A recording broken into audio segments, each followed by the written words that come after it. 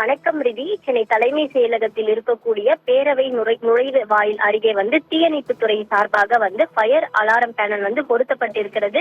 இந்த fire alarm பேனலில் திடீரென ஒலி அதிக அளவு கேட்டதன் காரணமாக சிறிது நேரம் தலைமை செயலகத்தில் பரபரப்பாக காணப்பட்டது.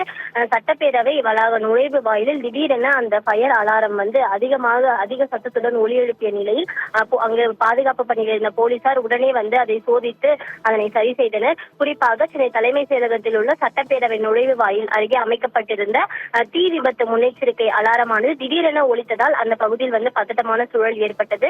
இதனைத் தொடர்ந்து காவல்துறையினர் பரிசோதனை செய்ததில் தொழில்நுட்ப கோளாறு காரணமாக தான் இந்த அலாரம் ஒலித்துள்ளது. மற்றபடி எந்தவித அசம்பாவிதமும் எந்த ஒரு சம்பவமும் நடைபெறவில்லை எனவும் காவல்துறையானது உறுதி செய்திருக்கிறது.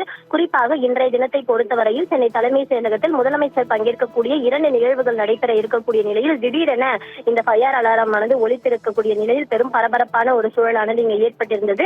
இருப்பினும் கூட பாதுகாப்பு பணியில் இருந்த போலீசார் அதனை உடனடியாக சரி செய்து தொழில்நுட்ப கோளாறு காரணமாக தான் ஏற்பட்டிருக்கிறது எனவும் மற்றபடி எந்த ஒரு தீ விபத்தும் ஏற்படவில்லை என்பதையும் உறுதி செய்திருக்கின்றனர்.